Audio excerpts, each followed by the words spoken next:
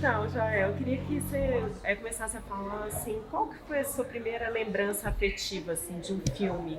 Ou então até o primeiro filme que você viu, assim, qual que é a sua primeira Afetiva? É. Puxa, é difícil. O primeiro filme que eu vi, eu tinha 5 anos de idade, foi com a minha mãe, que acho que me deixou o amor pelo cinema. E ela me levou num filme projetado num lençol, num colégio de freiras, num pátio, à noite, que era Marcelino Pão e Vinho. Eu lembro de ser uma coisa de preto e branco e tal. Um garoto, um clima, uma melancolia que me passou naquela época. Foi essa a primeira que vem. O primeiro filme, a imagem que veio, que eu me lembro é isso aí.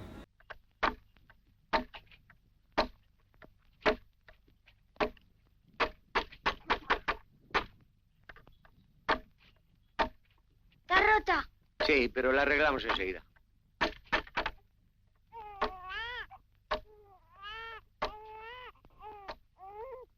Hola. ¿Vives aquí? Desde pequeñito. Vine cuando tenía solo una semana, llamé a la puerta ¿Y qué? y luego pasó lo de Fay Papilla y todo lo demás. ¿No tienes padres? Sí tengo, 12. 12. ¿Y madre? Madre no tengo ninguna.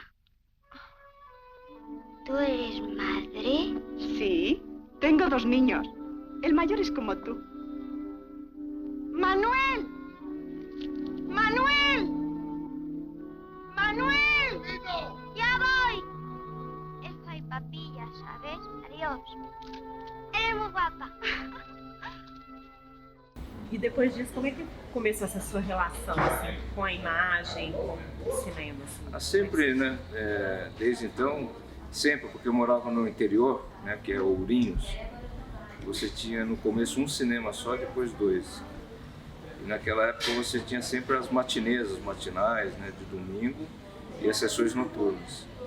E como a minha mãe era apaixonada, gostava muito de filmes, naquela época as mulheres iam muito ao cinema no período da tarde, inclusive as matinês, então ela tinha muitas revistas. 9h21 aqui na Clube, a Rádio do Povo, bom dia! Informação e prestação de serviço do jeito que você quer. Bom dia, Ourinhos, na Rádio Clube, a Rádio do Povo.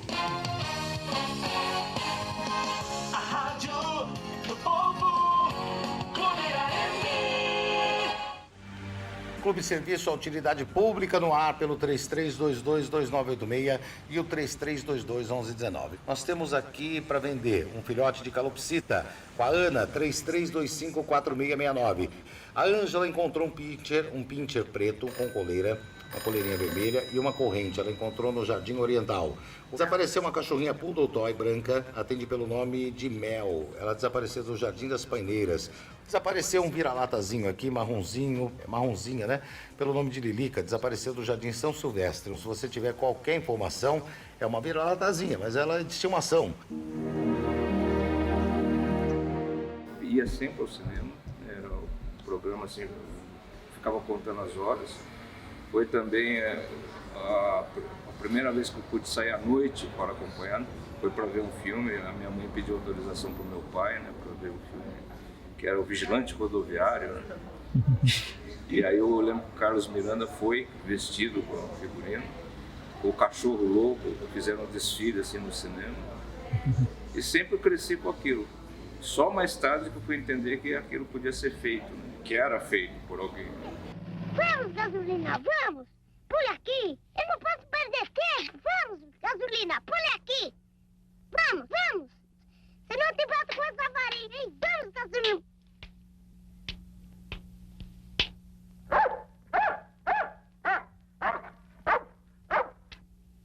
Eu não queria bater nele, Lobo. Eu só queria ver se ele fazia o que você faz. Mas desse jeito você não conseguirá nada, Tuca. Olá, Inspetor Carlos. Aqui está o seu jornal. Lobo, leva o jornal para o meu quarto. Puxa, como o Lobo é formidável. E o Gasolina está aprendendo alguma coisa? Que nada, ele só pensa em dormir até eu quis bater nele pra ver se ele aprendia. Pois é, batendo que não conseguirá nada. Então me conta como o lobo aprendeu tanta coisa? Está bem, Tuca. Vou te contar a história do lobo. Venha comigo.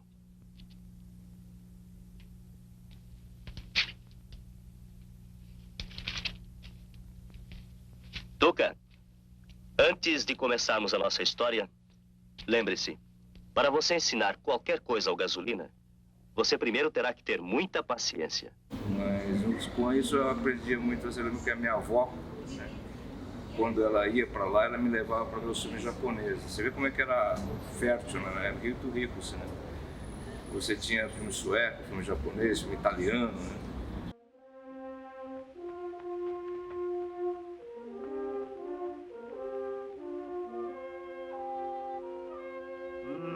あれが俺たちの城か。あんな小育生とこでくたばるのは間違いだぜ。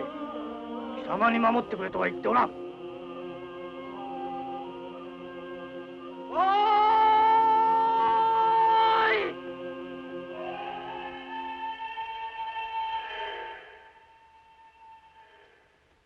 Mais na frente, obviamente, que me ensinaram que tinha escola de cinema e tal, que eu vi foi Glauber, né? Quando eu cheguei em São Paulo, primeiro tinha um professor que falava: você tem que ver, quando você chegar em São Paulo, você procura ver os filmes do cinema novo, filme do Glauber, cinema marginal, procura entrar em contato com essas pessoas. Ele me mostrava os discos, a trilha do Deus e o Diabo, mostrava as coisas do tropicalismo, Caetano Veloso, Geraldo Vandré.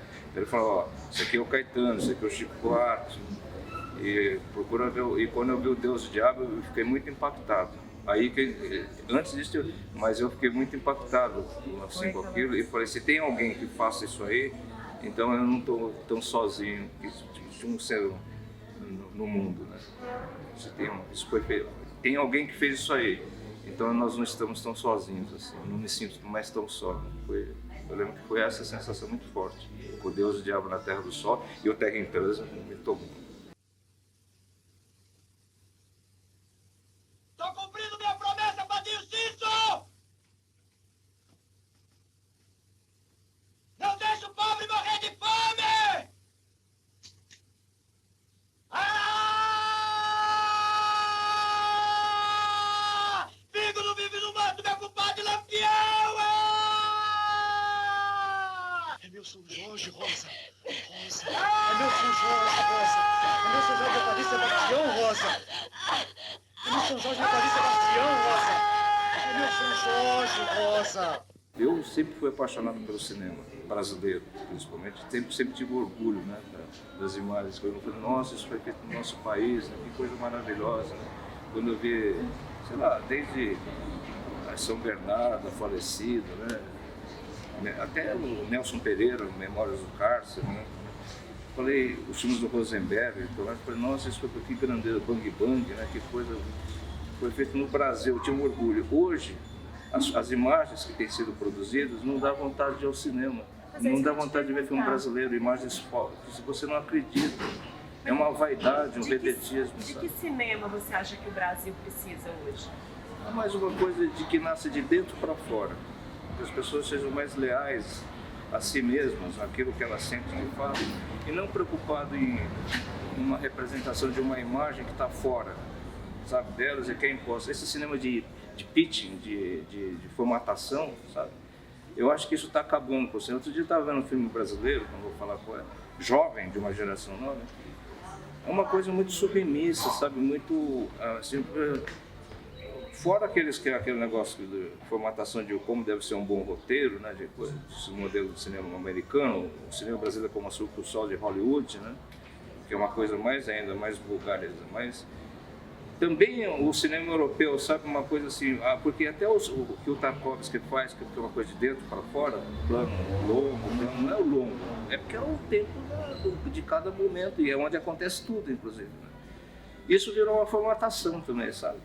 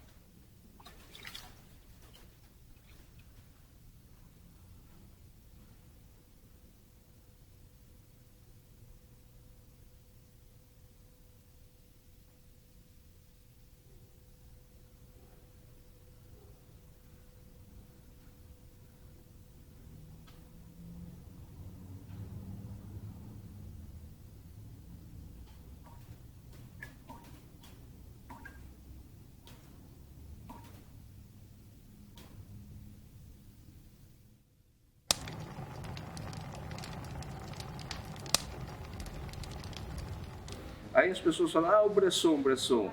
Aí, só que o Bresson, ele usando não atores ou método de não representação, ele buscava tinha um trabalho de envolvimento com as pessoas que hoje nos nossos jovens cineastas fica uma coisa distanciada, sabe? Eles não têm essa maturidade, eu acho, e nem nós talvez, para fazer aquilo, sabe? Então, você vê assim, então agora virou moda, ou a câmera na mão, mas é uma câmera, como diz o meu amigo, pernilongo, né, que não tem sentido nenhum, ou o plano distanciado, com os atores não representando, mas com uma fotografia que não é fotografia, é um clareamento da imagem, não tem cinematografia, sabe? Não tem uma interpretação da imagem, né? O cinema não é uma reprodução da realidade, o cinema é uma recriação, é uma criação, uma produção de realidade, como eu falava o André Pazan, né? E hoje em dia, a câmera, você vai registrar, isso é cinema. Não sei se isso justifica, sabe?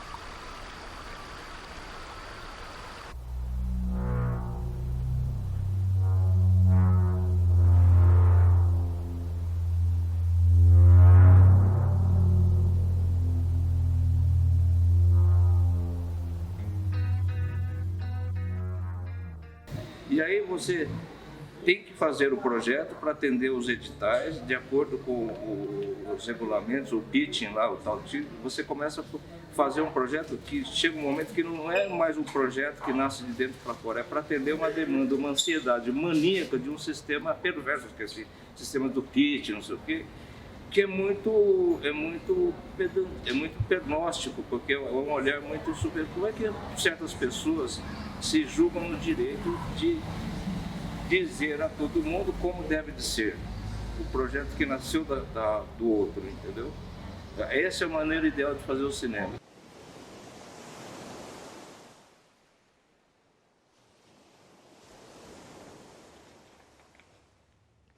Os que habitam as suas margens acostumam-se a ver, descendo a correnteza, bichos mortos e destroços, chuvas pesadas nas cabeceiras ou em ponto qualquer do seu percurso. Além disso, sabem todos, e as últimas notícias só fazem confirmar, a ameaça que esse rio, decorativo e pacífico, constitui para o Recife.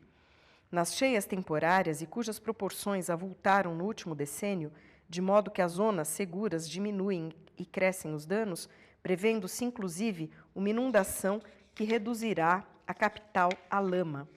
E não se veja nisso, por acaso, ou uma fatalidade natural. Traz o Capibaribe desconjuntados os mundos que percorre. Plantação, gado pesado e leve, de cor e de pena, habitação, o madeirame e o acervo doméstico, gente, o que não vem nesse dilúvio.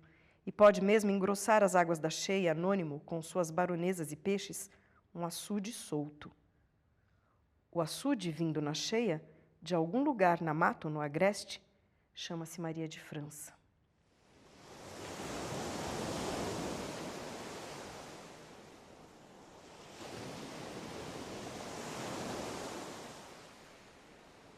Na década de 60, 70, estimulou criações de fora, né? Criadores de fora, Luciano Visconti, Bertolucci, você sabe, o Scorsese, né? Eles foram muito, Buñuel, né? Jean Renoir, Jean Rouch, foram muitos, eles foram, Antonioni, eles foram muito bem impressionados pelo cinema brasileiro dos anos 60, 70, né? E hoje a gente serviu, sabe? Por favor, ensine para nós como fazer um cinema bom, sabe? Ensine para nós, por favor, diga como é que é, entendeu? Então, é um cinema subserviente, é um cinema sem alma, sabe? Eu falei, aquela musicalidade, aquele humor, aquela afetividade que você via nas imagens, você não vê. É uma imagem muito fria, dura, mal fotografada, porque as pessoas perderam o foco, não sabem o que é cinematografia. Parece que é isso, sabe? Elas acham que o mundo está começando agora, ou de uma nova geração, porque nós estamos refundando o cinema brasileiro. O que é isso? Sabe? Refundando o cinema brasileiro, sem ter a noção do que foi feito desde 30, desde José Medina, desde o Mário Peixoto, desde até agora, sabe?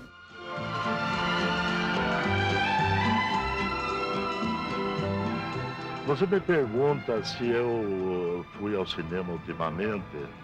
Eu, beirando os 60 anos, pelo menos uma vez por semana ainda eu vou ao cinema. Eu tenho como espectador de cinema mais de meio século, 55 anos exatamente.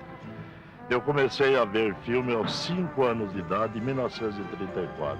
E cinema tem sido, quase que bem dizer, a minha vida. Hoje eu lamento um pouco da decadência e de vez em quando eu me ponho a refletir como era bom o cinema dos anos 30 e 40 em confronto com o de hoje. O que a gente lembra com saudade na abundância de filmes de antigamente. E havia aquela grande variedade de filmes, tanto que hoje a programação, os lançamentos nacionais não havia, um filme fica semanas num cinema só. Naquele tempo, pela abundância, havia muitos filmes pela semana. E o cinema foi para mim uma grande, não sei como dizer, um fator de cultura, de entretenimento, uma janela para o mundo. Eu tenho muita saudade dos tempos do cinema de Hollywood dos anos 30 e 40. Uma cultura que não preserva as coisas de fora. O Godard fala uma coisa: nós somos um ponto de passagem. O diretor não filma a imagem presente, ele filma a conexão entre o passado e o que vem depois, sabe? Tem que se pensar nos filhos, mas voltado para o passado. Voltaire falar: a humanidade só sobrevive porque tem o passado, né? Tem a história, a memória. O homem é a memória. O Tarkovsky fala: o presente não existe, o presente é o passado acumulado, e o futuro é especulativo. O passado acumulado. Se você pensar bem, é um pouco isso. Se você não se volta para trás, para continuar para frente, se você não esquece que você é pequeno, você é um ponto de areia, né? É uma cultura que não sobrevive, é uma civilização que não sobrevive. Eu acho que o cinema nosso está expressando essa situação um pouco. Se fosse caótica, ainda seria bem. Mas é uma coisa muito passiva, muito submissa e muito arrogante, cínica também, e frívola, porque é o olho que não vê o outro. O Rossellino falava: as pessoas, o cinema é uma coisa que eu queria sempre acreditar que o cinema é uma coisa simples. É como o homem pegar uma caneta e escrever, é como o cara pegar o pincel e pintar. O cinema é uma linguagem do homem. É uma forma de conhecimento e de relacionamento, e é a câmera. O Pasolini falava: o cinema é a língua escrita da realidade. Você escreve com a realidade e cada um de nós somos o cinema, cada um de nós somos um monema, né? Ele falava, porque é uma unidade de sentido com todos os nossos passados. Então e o cinema escreve por nós. Então o cinema é a realidade, os filmes são produtos. Então é isso que se tinha que voltar a esse sentido.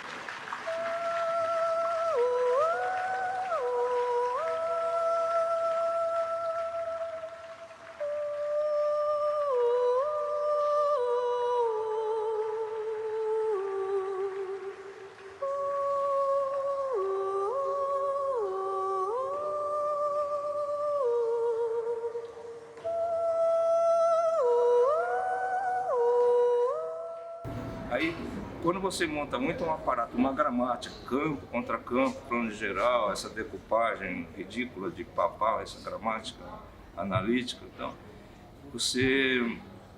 E depois impulsiona valores assim, que levam a coisa do vedetismo, né, estimula a vaidade. Ou você me falava, toda essa fricotagem, de festivais, inclusive, de moda, naquela época estava se referindo. Hoje no Brasil, festivais eles são importantes porque é um ponto de conexão, de discussão no Brasil. Mas precisa tomar cuidado, porque às vezes também o festival hoje em dia está muito formatado para ser vitrine de pessoas que no fundo aspiram a uma outra coisa que não é o sentido do cinema inicial, sabe? Então, como é que fala? É um alpinismo, né? Uma questão de uma escala de ascensão de carreira. As pessoas um alpinismo de carreira, né? Não é uma coisa de busca do conhecimento. E o cinema é um conhecimento das pessoas. Qualquer um poderia fazer um filme. Então, quando entra todo esse aparato, desaparece o homem. E o homem é o sentido das coisas. A experiência é tão desagradável que eu estou recorrendo ao diário para livrar-me dela. O contraste entre o conforto de casa e 4 paredes escuras de um quarto nu e vazio choca e deixa uma sombra de tristeza sobre a mais ensolarada das mentes. Mas tudo isso vai ser dissipado à medida que o quarto for sendo arrumado e eu me absorver no estudo.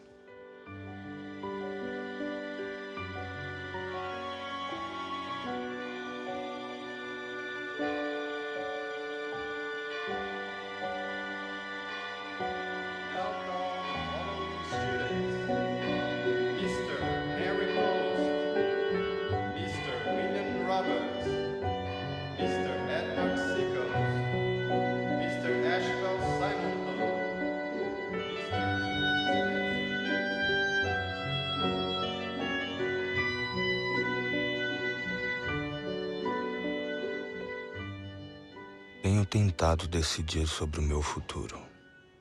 Minha mãe diz em uma carta recente: ficaria muitíssimo contente se você fosse para o seminário com seu irmão. Eu gostaria de poder satisfazer esse desejo, mas sinto que não o farei.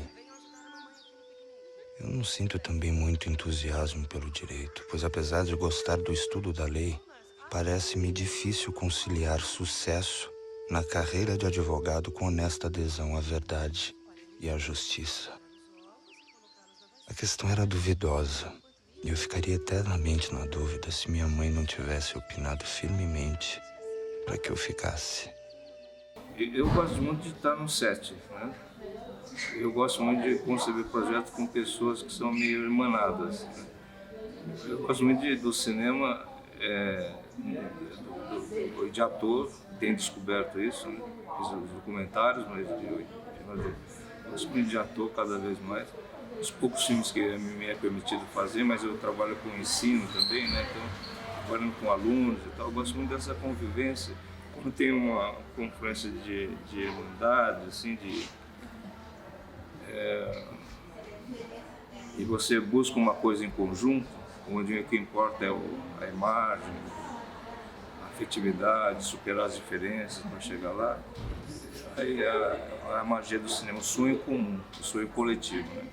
E depois, para ver filmes, eu sempre, às vezes, prefiro rever, hoje em dia, os filmes, os antigos, você falou do Méliès e tal, estava revendo Rossellini até para tentar realimentar.